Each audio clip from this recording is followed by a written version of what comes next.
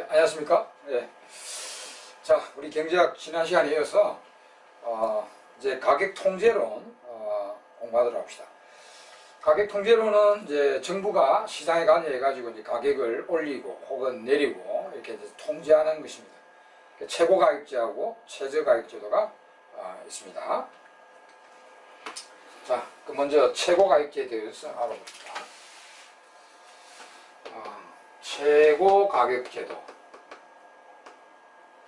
이 최고가격제, 최저가격제는 우리가 지금 우리나라 지금 시사적으로 최저임금 제도라는 게 시사화되어 있죠. 사회 문제화되어 있죠, 그죠? 그래서 상당히 시사적이라고 봐야 됩니다. 최저가격제뿐만 아니라 최고가격제 같은 논리니까 최고가격제도 시사적이고 뒤에 나오는 최저가격제도도 시사적인 내용이라 보시면 됩니다. 근데 이건 뭐 내용은 어렵지 않습니다. 일단 최고가격제는 이 그림부터 먼저 봐야 됩니다. 자, 지금 시장의 가격이 100원이다. 100원이고 이제 이만큼이 거래되고 있습니다. 정부는 이 가격이 너무 높다고 판단됩니다. 그래서 낮추자는 목적이다. 이거 너무 높아서 안 되겠다. 낮추자. 그래서 현 가격보다 낮게 통제하여 50원으로 통제하여 이 가격 이상 올리지 마시오 이겁니다. 그래서 이 상한을 정해서 그 밑으로는 거래돼도 되는데 50원 이상으로는 거래하지 마라 이런 제도입니다.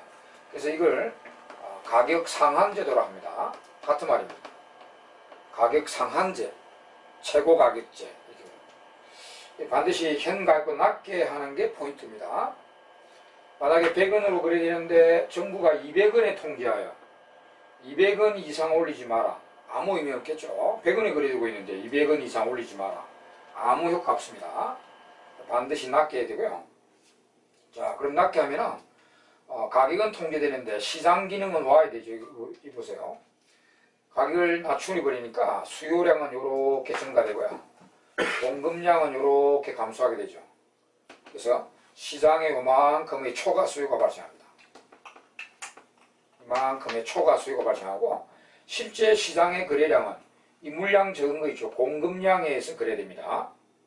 물량이 이것밖에 안 나오니까 공급량이 그래서 실제 거래는 이것밖에 안 되고 50원으로 요만큼만 거래되고요. 이만큼의 초과 수요가 발생합니다. 자, 그럼 이 제도의 목적은 금방 가격을 통제한다 해서 정부가 이제 소비자를 보호한다든지 그 다음에 물가 안정을 목적으로 가격을 통제한다든지 이런 것들이 모두 다 최고가격제입니다. 현실에 우리가 교통요금 통제라든지 대학 등록금 통제라든지 임대료 규제라든지 이런 것 전부 다 아파트 분양가 통제라든지 전부 다 최고가격제에 속합니다. 자, 근데 이제 이것은 문제점이 발생한다. 첫째, 당연히 이제 시장의 수요 공급이 균형이 되지 않죠. 그래서 초과 수요가 발생합니다. 자, 초과 수요가 발생하면 암시장이 형성될 수 있겠죠. 암시장. 이 물건 못 산 사람들이 불법적으로 50원 이상 가격으로 살려고 하겠죠. 불법적으로. 그래서 암시장이 형성되고, 그 다음에 시장 기능이 지금 이 공급량이 너무 적으니까 이 많은 소유자들한테 이 적은 물량이 어떻게 배급될 것인가. 배급 방법 문제 같은 것도 정부가 생각을 해줘야 됩니다. 그 다음에 두 번째는 상품 질이 떨어질 우려가 있겠죠.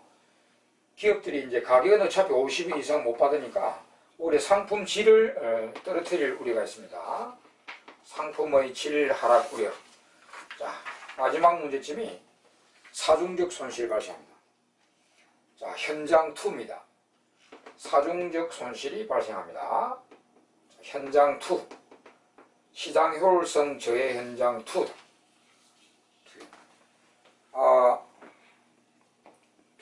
투 현장 맞죠, 그죠?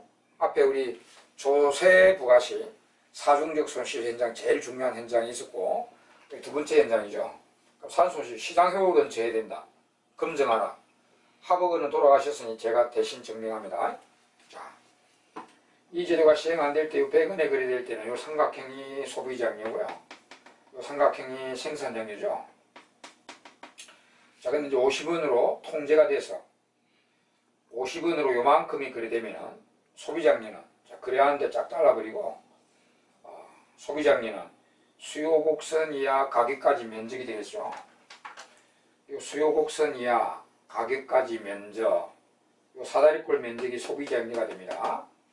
그 다음에 이제 생산량은 가격 이하 공급 곡선 이상 면적, 이게 생산량이 됩니다. 이렇게 이제 소비자량과 생산량이 됩니다. 이 두 면적을 합쳐도 원래 잉여보다 이만큼 사라지죠. 삼각형이 사라집니다. 그래서 이 면적이 사중적 손실입니다. 이것이 이만큼이 이제 여기 만약에 면적을 계산해 보니까 1억이다 하면은 1억 원어치 시장 효율성이 저해됐다 이렇게 증명되는 겁니다. 이 범위는 이제 모르겠는데 여하튼 이렇게 검증이 됩니다. 이만큼이 잉여가 날아가죠. 그래서 산손실은 일어나는 게 감소해야 됩니다. 자, 이게 최고할제입니다. 간단하죠. 그림 반드시 알아두시고 목적 문제점 이렇게 정리합니다. 그 다음 요거하고 정반대 제도가 최저가격제도입니다. 최저가격제도. 자, 최저가격제도는 요거하고 정반대로 공부하시면 돼요.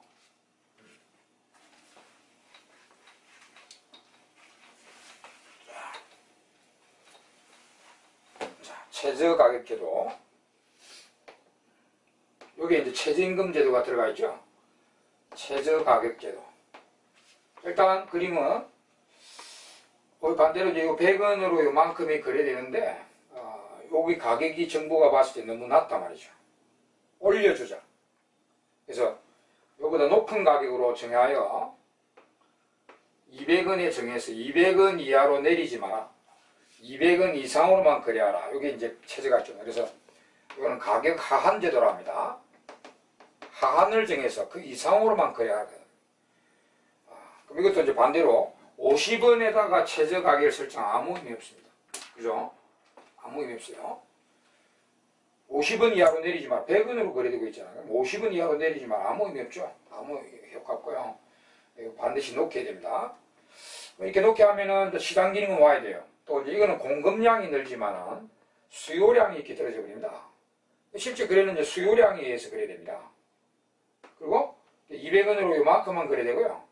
여기 이제 초과 공급이 발생하게 되죠. 물량이 초과 공급량이 발생하는 문제를 가져오죠. 자, 이렇게 딱 해놓고 또 이제 이 제도의 목적이 뭐냐? 자, 그럼 이거는 우리나라에 구체적으로 두 제도가 시행되는데 노동시장의 최저임금제, 그 다음에 쌀 가격 지지제, 이 두 개가 시행됩니다. 우리나라. 그래서 우리 노동자하고 농부들의 이런 이제 우리 자본주의 저소득 계급들, 노동자와 농부들, 이 사람들의 그 소득을 보상해주는 그런 사회 보상의 목적을 가지고 있는 제도입니다. 그래서 우리나라 사회 보상 제도 중에 하나입니다, 이게. 그리고 이제 이것도 이제 문제점은 첫째, 초과 공급이 발생하죠. 초과 공급. 이거는 구체적으로요. 만약에 이게 이제 노동시장이다. 노동시장이 여기 임금이고 노동거래량입니다. 그럼 임금을 최저임금을 200원을 정해버리면 노동자들은 이만큼 노동을 공급하는데 노동기업들은 노동 수요를 요것밖에 안 해요. 요것만 채용된단 말이에요.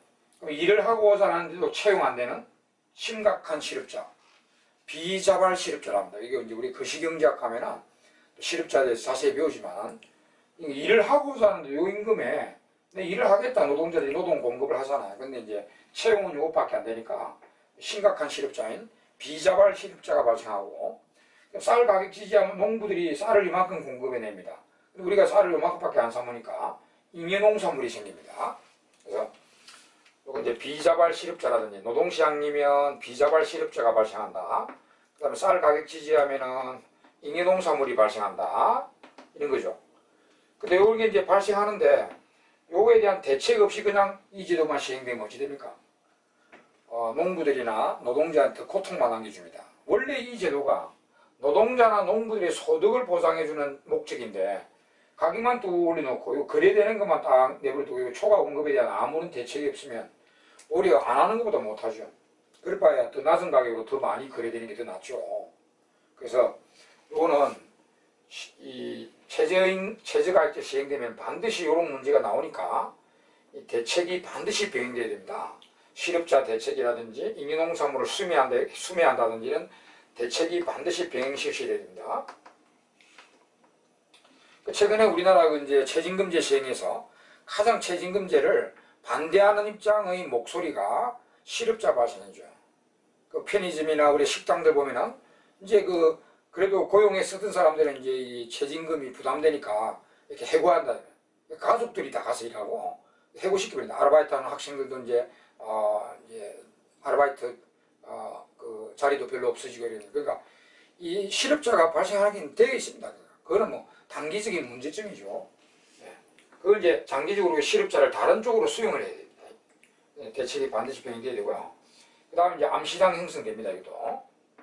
우리 얘기는 물건 못 판 사람들이 불법적으로 200원 이하의 가격으로 팔라 하겠죠. 나는 법이고 뭐고 나는 먹고 살아야 되겠다. 나는 200원 안 받아도 된다. 나는 임금 뭐 아무렇게나 줘도 된다. 내 좀 채용해달라. 이런 식으로 노동자들이 불법적으로 이렇게 취업을 할 수도 있습니다. 자, 암시장 형성되고요. 그 다음에 이제 두 번째는 역시 이제 사중적 손실 발생합니다. 야, 계속 나오죠. 사중적 손실이 시장 효율성 저해, 현장 설입니다. 시장 효율 저해는 감수해야 됩니다. 그럼 이것도 이제 검증하시오. 요 시장의 사중 손실이 얼마나 날아가냐? 검증하라. 여기도 이제 원래 여기서 거래될 때는 여기 삼각형이 소비자량이고요. 이 삼각형이 생산량인데, 자, 이렇게 최저 가격을 설정하여 요만큼이 거래되면은, 200원으로 요만큼이 거래되면은, 소비자량은 가격 수요 곡선 이하 가격까지 면적, 요 삼각형이 소비자량이고요. 가격 이하 공급 곡선 이상 면적, 요 사다리꼴 면적이 생산량이가 됩니다. 그럼 요 생산량과 소비자량을 합쳐도 원래 잉여보다 사라지고 있죠. 삼각형이 사라집니다. 요만큼의 잉여가 날아가 버립니다. 요만큼의 이제 시장 효율이 저해됐다는 증명입니다. 이게 잉여가 사라지고 없잖아요. 자, 여기까지 딱 최고학자하고 정반대로 하시고, 요거 하나만 이제 시사성을 띠서 이제 노동시장이라 합시다. 최저임금제인데 이 노동시장이고 여기 임금입니다. 여기 노동고용량입니다. 그렇게 이제 생각하시면 최저임금제가 시행 안 됐을 때 그러면 100원이라는 임금으로 노동자들이 요만큼 채용됐죠. 그럼 노동자들이 벌어가는 총 수입은 요 사각형 면적일 것입니다. 노동자들의 총 소득은 사각형 면적인데 지금 최저임금을 설정하여 임금은 억지로 끌어올렸다. 근데 채용은 이게 떨어지셔야 되죠. 그럼 이때 노동자들의 총 소득은 요 빨간 사각형 면적이 됩니다. 자, 근데 이 사각형 면적이 요 원래 하얀 사각형 면적보다 넓어져야 의미가 있겠죠. 노동자 소득이 떨어지면 그 최저임금제는 노동자한테 더 독이 되는 제도죠. 원래 시행 안 되면 노동자들이 요 사각형 면적을 벌어갔는데 지금 최저임금제 시행해가지고 임금은 억지로 올리는데 채용이 떨어지니까 노동자들이 벌어가는 총 수입은 요 사각형 면적이 됩니다. 이게 좁아져서는 의미가 없겠죠. 그죠? 그러면 이게 이렇게 최저임금 시행했을 때 노동자 수입이 예전보다 증가되기 위한 조건이 뭘까요? 자, 이렇게 갔을 때 노동자 수입이 증가되기 위한 조건, 옛날보다 증가되기 위한 조건이 뭡니까? 이게요, 우리 앞에서 그 가격을 올리고 내릴 때 그 공급자의 수입이 증가되느냐 감소되느냐 불변이냐 그 파악하려면 뭘 알아야 됩니까? 반드시 수요 탄력도를 알아야 되죠. 즉 우리가 비탄력이야만이 가격을 올릴 때 수입이 증가되죠. 그래서 이 조건은 이 노동 수요자 기업이죠. 기업의 노동 수요 탄력도가 1보다 적어야 됩니다. 기업의 노동 수요 탄력도가 1보다 적어야만이 노동자 수입이 예전보다 증가됩니다. 그 최저임금제가 시행됐을 때 그걸 다른 말로 하면 노동 수요 탄력도가 1보다 적다는 말은 최저임금이 시행돼도 기업들이 노동자를 별로 해고하지 않아야 된다는 거죠. 노동 수요량을 별로 줄이지 않아야 된다. 그런 뜻입니다. 그래야만이 그 임금 올라가는 비율이 적게 떨어지니까 노동자 수입이 증가되겠죠. 그까지 우리 책에 적혀 있습니다, 여러분. 이제 최저임금제는 그 내용까지 알아두시기 바랍니다. 자, 여기까지 해서 이제 우리 가격 통계론 간단한 거 2개 끝냈습니다. 그럼 총 우리 2장에 대한 모든 내용이 이제 끝이 났습니다. 여기까지가 이제 그 경제학 도구론이 완전히 끝났고, 이제 3장에 넘어가면은 이제 3장부터 이제 본격적인 미시경제학입니다. 자, 우리 이제 3장이 소비자 이론이 등장합니다. 자, 여기부터가 실제적인 이제 그 미시경제학인데, 소비자 이론. 예. 일단 뭐 우리 소비자 이론은 어떤 뭐를 분석하고자 하는 이론인가, 그 내용부터 한번 봅시다. 소비자 이론의 개요. 우리 이제 1절에 소비자 이론의 기초에서 나오죠. 기본적인 이제 소비자 이론은 목적이 그 A라는 소비자가 있다고 하죠. 이 사람이 이제 주어진 소득이 있어요. 자, 소득을 M자라고 약자를 짓겠습니다. 주어진 소득을 가지고 재화를 소비하는데 이제 2지하만 소비한다 합시다. XY 2지하를 구입해서 이게 2개를 몇 개 사 먹어야 이 사람의 목적인 효용 극대화 소비를 할 수 있을까? 시장에 가면 이제 X제 가격이 있고요, Y제 가격이 있을 거예요. 그 가격을 보고 내가 X는 몇 개 먹고 Y는 몇 개 사 먹어가지고 내가 결합해서 소비하면은 나의 효용 극대 소비는 어떻게 될 것인가? 이 방법을 찾고자 하는 게 이제 기본적인 소비자 이론의 기본 목적입니다. 그 다음에 이제 이걸 끝내놓고 요 이론을 이용한 여러 가지 현실 경제, 현실 소비자와 관련된 여러 가지 걸 응용하는 게 있습니다만은, 기본적인 거는 요 소비자 이론의 목적은 요겁니다. 네. 이런 거 한번 생각해 보십시오. 내가 주어진 소득으로 XY를 사 먹는데, 라면과 오뎅을 사 먹는데, 이 라면은 몇 개, 오뎅을 몇 개 사 먹어야 내가 효용 극대화 소비를 할 수 있을까?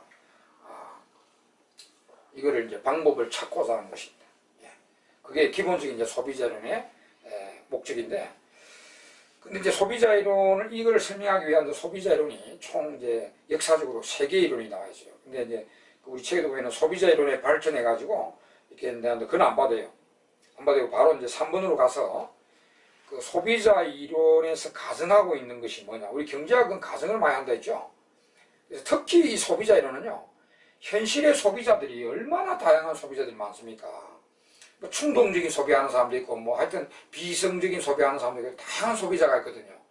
그 많은 소비자를 다 대상으로 분석하지는 못합니다, 경제학자들이. 그래서 범위를 좀 줄이기 위해서 이 소비자는 어떤 소비자인가를 가정을 하고 이제 출발을 좀 해요. 그래서 우리 가정부터 특별히 이 소비자 이론은 이 가정을 좀 알아야 됩니다. 어떤 가정을 하고 어떤 소비자를 대상으로 분석하는지 그거를 좀 설명을 해드리고 넘어가겠습니다. 예, 그러면 이제 우리 3가지 소비자 이론이 나왔다고 말씀드리는데, 그 한계 효용 이론과 무차별 곡선 이론과 현실성의 역사적으로 볼 때 이렇게 이제 3가지가 나왔어요. 근데 제일 처음 이론이죠. 한계 효용 이론은 공부하실 필요가 없습니다. 왜냐하면 한계 효용 이론은 그 뒤에 나온 그 무차별 곡선 이론에 의해서 흡수되어 버립니다. 무차별 곡선 이론이 이게 한계형 이론을 포함한 더 넓어진 이론입니다. 그래서 그 오늘날의 그 소비자 이론의 가장 핵심 이론이 무차별 곡선 이론이거든요. 그래서 그 가정도 그 무차별 곡선 이론 가정부터 보시면 됩니다. 약간 이 소비자 이론의 핵심은 이 무차별 곡선 이론입니다. 영어로 이제 약자로 IC 이론, 인디퍼런스 커브 이론인데, 요 이론이 뭐 소비자 이론의 핵심적인 이론입니다, 지금. 자, 요 이론에서 이제 어떤 소비자를 가정하고 있느냐면은, 제일 처음에 보면 이제 효용이죠. 효용은 주관적인 만족도잖아요, 그죠? 유틸리티. 그럼 이러면 효용을 측정할 수 있을까요, 없을까요? 이 주관적인 만족도인데, 효용은 실제로 현실에는 측정이 못 됩니다. 측정이 안 되는데, 그 기수적이든 서수적이든 측정하기 불가해요. 근데 이제 적어도 요 소비자 이론에서 효용은 기수적 측정은 안 되더라도 서수적 측정은 된다는 가정을 하고 있어요. 자, 좋다, 나쁘다, 같다 입니다. 사과보다 배가 좋다. 또 붕어빵 하나 먹는 것보다 2개 먹는 게 좋다. 나쁘다, 같다. 이 정도 표현은 할 수 있다고 가정을 하고 있습니다. 효용의 서수적 측정. 서수적 측정은 가능하다. 이렇게 가정하고 있습니다. 근데 이게 서수증도 현실에는 어렵습니다. 그러면 붕어빵 하나보다 2개가 좋은 것은 맞지만은 사과가 좋나 배가 좋나 했을 때 모른다는 사람도 있고요. 오늘은 사과가 좋다가 자고 나니까 배가 좋고 뭐 그런 것도 있잖아요. 그러면 이게 선호체계가 그 객관화되지 못하기 때문에 이 서수증도 현실에는 일일이 다 하기 힘들어요. 근데 이제 이 이론이 우리 소비자 이론은 이거는 적어도 된다. 좋다, 나쁘다, 같다는 판단할 수 있다.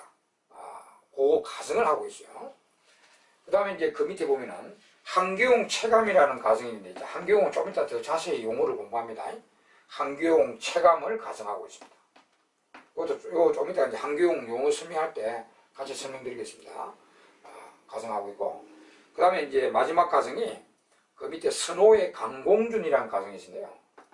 선호의 강공준 이제 스트롱 강이 스트롱입니다. 강한 공준이 액시엄인데 이것도 공공연의 가정이라는 뜻인데 선호책의 어떤 강한 가정을 하고 있다 이 말인데 이것도 무슨 가정이냐? 그거는 바로 우리 책 밑에요. 참고에 이 강공준이라는 이 가정이 선호체계의 강공준이라는 뭔가 이 책 참고에 설명되고 있죠. 이행성이라 하기도 하는데 같은 말입니다. 이행성, 강공준. 자, 이 지구상의 대표 개인, 대표 소비자 A한테 물어봤어요. 이 사람한테 직접 물어봤니? X 좋나 Y 좋나 이렇게 물어보니까 이 사람이 Y가 좋다 했어요. 이 사람이. 그럼 니 Y 좋나 Z 좋나 하니까 이 사람이 또 Z가 좋다 했습니다. 분명히 이렇게 표현했어요. X보다 Y가 좋고 Y보다 Z가 좋다고 이렇게 표현했어요. 그럼 이 사람에게 그럼 니 이제 X가 좋나 Z가 좋나 이렇게 물어보면 이 사람이 뭐라고 해야 됩니까? X가 좋나 Z가 좋나 하면 뭘 좋다 해야 됩니까? Z가 좋다 해야 된다는 겁니다. X보다 Y가 좋고 Y보다 Z가 좋으면 X와 Z를 갖다 대면 Z가 좋다라고 표현을 해야 선호의 강공준을 갖추고 있다 이렇게 봐요. 이런 선호체계, 이행성 체계를 갖고 있다. 강공준 선호체계를 갖고 있다. 이렇게 말을 하는 겁니다. 이게 이제 강공준 선호를 갖고 있는 사람이고요. 근데 이제 이런 사람도 있습니다, 여러분. XY 하니까 Y가 좋다했는데 YZ는 게 Z 좋다 했어요, 분명히. 근데 X하고 Z를 갖다 대놓으면요. 이 사람이 X가 좋다는 사람도 현실에는 있어요. 사과, 배, 수박인데 사과와 수박 갖다 대면 사과가 좋다는 사람이 있어요. 분명히 있습니다. 그럼 이 사람은 강공준 선호를 갖추고 있지 않다 이렇게 말합니다. 이렇게 표현하는 사람은 강공준 선호를 갖고 있다 이렇게 이제 표현하는데 현실에는 두 쪽 다 있습니다, 여러분. 근데 왜 경제학에서는 강공준 선호를 체계를 갖고 있는 사람만 가정하냐 이 말입니다. 이 사람들은 분석 안 하고 이 사람들만 분석하냐면 그 이유는 간단합니다. 예? 만약에 1000명한테 이렇게 물어봤어요. 현실에 있는 소비자 1000명한테 이렇게 표현했을 때 그 1000명 중에 990명이 Z가 좋다고 합니다. 10명 정도가 X가 좋다고 합니다. 그럼 누구를 부숴야 돼요? 당연히 990명을 부숴야 되죠. 이 소수 10명 정도 이 사람들은 뭐 숫자도 적고 그 다음에 이 사람 선호체계가 이상하잖아요. 그러니까 분석하기도 힘들고 해서 경제학자들 10명은 제외한 겁니다. 그 1000명 중에 10명은 제외시킵니다. 990명만 다루겠다는 겁니다. 분석 대상을 두겠다는 거죠. 10명은 제외합니다. 그런 가정입니다. 가정. 그게 강공준입니다. 자, 환경 체감이라는 가정 좀 이따 더 자세히 설명드릴 겁니다. 이것도 가정 중에 하나입니다. 이것도. 요 가정하고 그 다음에 이제 그 뒤에 놓은 현실선호 이론요. 현실선호 이론이라는 이제 소비자 이론은 물론 이제 무차별 곡선 이론이 뒤에 나온 거예요. 이거는 효용 개념을 쓰지 않겠다고 하고 출발하고 있습니다. 효용은 서술적 측정도 현실에 객관하기 힘들기 때문에 아예 그냥 효용 개념 안 쓰겠다고 출발하는 겁니다. 그런 이제 이론인데, 그럼 강공준은 같이 가정하고 있네요. 자, 여기도 강공준이라는 가정은 똑같이 하고 있습니다. 자, 근데 요 희한한 거 있죠, 이게. 요 무차별 곡순 이론은 언급도 안 하는 가정이에요. 언급도 안 해요. 사용도 안 합니다. 근데 여기는 약공준이라는 가정이 또 들어가 있죠. 위크 액시엄인데, 선호체계의 위크, 약한 공준이라는 것인데, 요게 요 이론에서는 핵심입니다. 약공준. 약공준은 여기는 필요 없어요. 요 무차별 곡순 이론에서는 요 약공준이라는 가정이 필요가 없습니다. 강공준만 필요해요. 이건 강공준도 가정되어 있지만 약공준이 더 강조되는 이론이 요겁니다. 약공준이라는 게 뭐냐? 요거는 또 무슨 내용이며, 요 이론에서는 왜 약공준이 더 강조되지? 요거는 이제 요 현실선호 이론 공부할 때만 딱 보면 됩니다. 요 제일 마지막 이론에 요거 다 끝내놓고요. 현실선호 이론 공부할 때 약공준에 대해서만 공부하면 됩니다. 그래서 그거는 나중에 공부하시고, 그럼 이제 무차별 곡순 이게 이제 아무래도 핵심 이론입니다. 이런 가정을 하고 출발하고 있다는 거. 그 범위를 확 줄여줬다는 거예요. 그러니까 현실의 소비자, 모든 소비자를 대상으로 하지 않는다. 대다수 소비자. 그러니까 1000명 중에 한 990명을 분석하겠다. 이런 뜻입니다. 그건 가정이죠. 이런 가정부터 먼저 아시고 가야 됩니다. 소비자, 특히 소비자라는. 자, 그럼 이제 우리 바로 이제 소비자 이론에 들어갈 것인데, 우리 소비자 이론에 들어가려면 용어부터 공부해야 돼요. 소비자는 효용 극대화를 추구하잖아요. 효용이라는 용어에 대해서 철저하게 공부해야 됩니다. 소비자 이론에 들어가기 전에 기본 용어, 유틸리티, 효용이란 무엇인가? 효용에는 또 총효용이 있고 한계용이 있습니다. 이 용어를 철저히 공부해야 돼요. 아주 중요한 용어입니다, 여러분. 그래서 우리 이제 책에 보시면 효용과 효용함수에서 그 효용의 개념 철저히 설명하고 있습니다. 자, 효용이라는, 소비자는 효용을 극대화 추구하는데, 그 효용에는 한계용이 있고 총용이 있는데, 그 용어가 무슨 용어인지를 설명하도록 하겠습니다. 일단 소비자는 자기 마음속에 이런 효용 함수를 가지고, 토탈 유틸리티입니다. 총효용. 그러니까 이거 이제 함수로 만들면 이렇게, 만약에 이 사람이 두 지하를 소비한다 합시다. A라는 사람인데 두 지하를 소비한다 했을 때 소비재를 여기 이제 독립해서 이렇게 넣어주면은 여기 이제 일반적인 효용 함수입니다. 뭐 구체적으로는 뭐 이제 구체 함수가 나오겠지만은 일반적인 효용 함수인데, 이거는 주관적인 A라는 사람의 자기 소비재에 대한 자기 주관적인 선호 관계가 내포되어 있는 함수입니다. 주관적이라는 거죠, 효용은. XY에 대한 이 사람의 주관적인 선호 관계가 내포되어 있는 함수, 이렇게 이제 효용 함수가 정의되어 있는데, 그 효용에는 이제 총효용이 있고 한계용이 있다고 합니다. 토탈 유틸리티라는 게와 마지널 유틸리티라는 한계 효용이라는 용어가 있습니다. 자, 요 용어를 공부합시다. 이게 왜 이렇게 중요하냐면은 이 효용 개념을 떠납니다. 경제학에서는 앞으로요,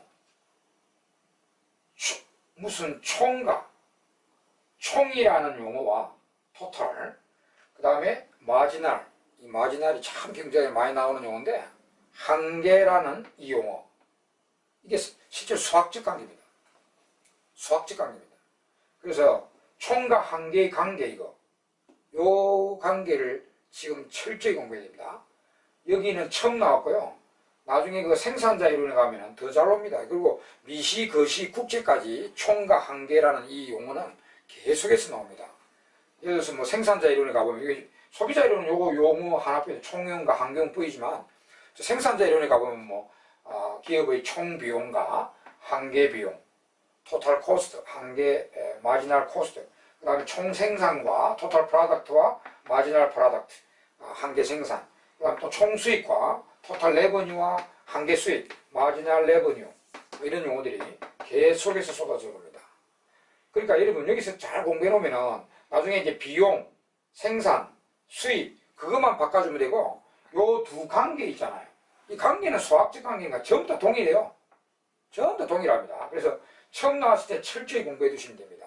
나중에 이런 용어들 나오면 제가 지금처럼 열심히 설명 안 드립니다. 자세히 설명, 그냥 용어 정의만 딱 하고 그렇게 넘어가 버려요. 그냥 여기서 이 관계 있죠. 요 관계, 총과 한계라는 관계는 여기서 다 하게 됩니다. 자, 그러면 지금 일석이조로 공부하는데, 총용과 한계용이라는 이 용어도 공부하시면서 나아가서 모든 총 개념과 한계 개념이 어떤 관계인가를 대표로 공부하는 겁니다. 예, 그래서 매우 중요한 용어다고 보시면 됩니다. 자, 그럼 우리 이제 그 박스를 먼저 봅시다. 자, 박스를 이제 보면은 이제 이 사람한테 물어봤어요.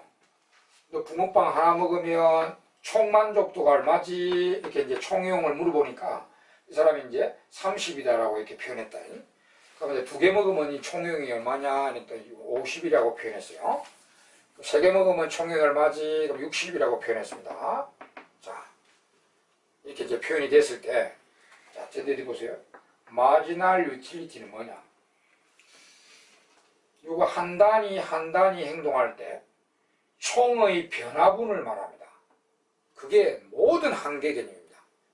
한 단위 행동할 때 요 총의 변화분, 그것이 한계 개념입니다. 한계. 네. 그러면 여기 보세요. 한 개 먹을 때 한계용이 얼마지? 하면 여기 0개 먹을 때는 0이니까 총이 한 개 먹을 때 30이니까 30이 증가했죠? 2개 먹을 때 한계용은 요 20이 증가했잖아요. 20이. 그럼 20이고요. 3개 먹을 때 한계용이 얼마지? 하면 10이 증가했잖아요. 그죠? 11이 되는 거죠. 이 총의 변화분을 한계라고 합니다. 항상 그래요. 모든 한계는 동일 개념입니다. 이렇게 이제 개념적으로 나오는데, 여기서 잠깐요.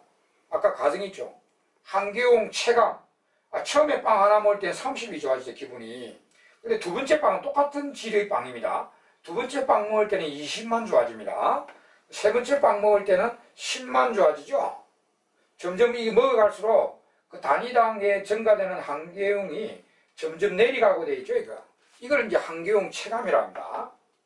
한계용 체감. 이것도 가정입니다, 여러분.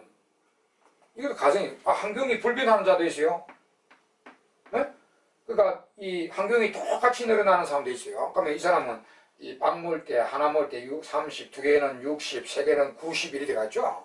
이거 한계용이 일정한 사람도 현실에 있어요. 그 다음에 워낙 붕어빵을 좋아하는 사람은 이거 먹으면서 더 기분 좋아지는 사람이 한계용이 체증하는 사람도 있어요, 이렇게.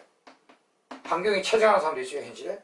한 개 먹을 때는 30이냐, 2개 먹을 때 40 다음 70, 3개 먹을 때는 총용이 120 이렇게 가는 사람도 있습니다. 근데 왜 이걸 또 가정했겠어요?